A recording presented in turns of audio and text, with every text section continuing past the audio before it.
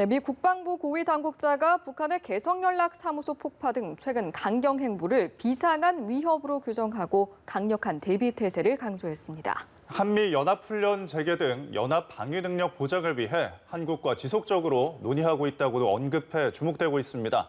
네, 워싱턴 연결해서 자세히 알아보겠습니다. 윤석희 특파원. 네, 워싱턴입니다. 최근 한반도 상황과 관련해서 한미 연합훈련 재개를 검토할 수 있다는 미 국방부 당국자의 언급이 있었다고요?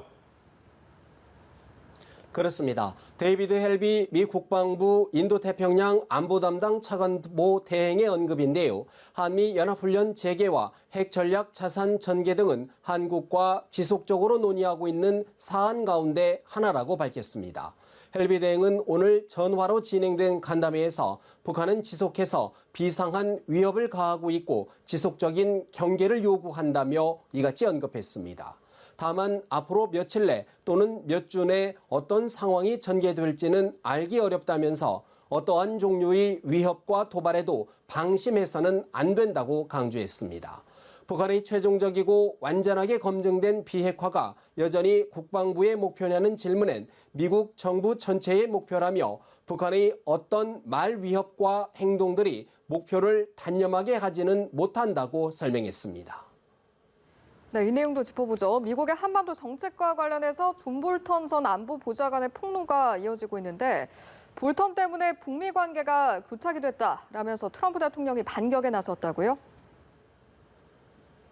트럼프 대통령은 오늘 이른 아침부터 존 볼턴 전 국가안보 보좌관의 회고록을 비판하는 트윗을 잇따라 올렸는데요. 트럼프 대통령은 미쳤다는 격한 표현까지 동원하면서 존 볼턴이 북한의 리비아 모델을 살펴보면서 자신과 잘 지내고 있던 김정은이 미사일처럼 분통을 터뜨렸다고 밝혔습니다. 그러면서 볼턴의 모든 주장은 북한과의 관계를 형편없이 후퇴시켰다며 그때 해임했어야 했다고 덧붙였습니다. 리비아 모델은 선 핵폐기 후 지원 방식의 비핵화 모델로 북한이 극도로 꺼리는 방식입니다.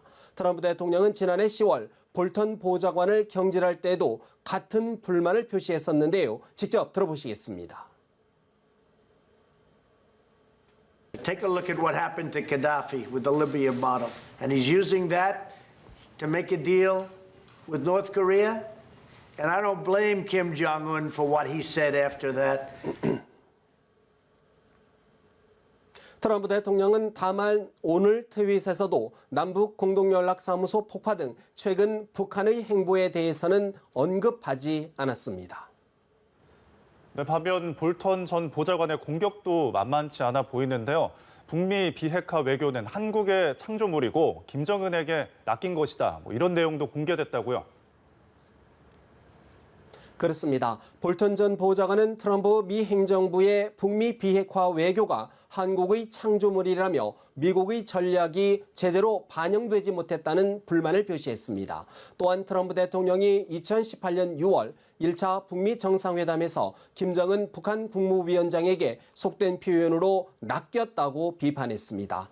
오는 23일 출간하는 회고록을 통해서인데요. 북미 외교가 진지한 전략이기보다는 한국의 통일 어젠다에 더 많이 관련됐다는 겁니다. 볼턴은 대표적인 대북 강경론자로 자신의 뜻대로 움직이지 않는 북한은 물론 정상회담의 산파 역할을 한 한국을 향해서도 곱지 않은 시선을 드러낸 것으로 해석됩니다. 지난해 10월 해임 직후인 볼턴 전 보좌관의 발언입니다. Perhaps they'll be a little less delighted now that I can speak in unvarnished terms about the grave and growing threat that the North Korean nuclear weapons program. 볼턴 전 보좌관은 아울러 트럼프 대통령이 김 위원장을 싱가포르에서 만나기로 한 것은 어리석은 실수였다며 북한은 원했던 것을 가졌고 트럼프 대통령은 개인적으로 원한 것을 가졌다고 꼬집었습니다. 트럼프 대통령의 북한과의 거래는 국가적인 관심이라기보다는 개인적 관심을 우선해 두었다는 이야기입니다. 네, 최근에 한반도 정세가 불안한 상황에서 어쨌든 볼썽사나운 모습처럼 보이는데 볼턴 전 보좌관의 이번 폭로가 기회주의적이다. 이런 시선도 적지 않다고요?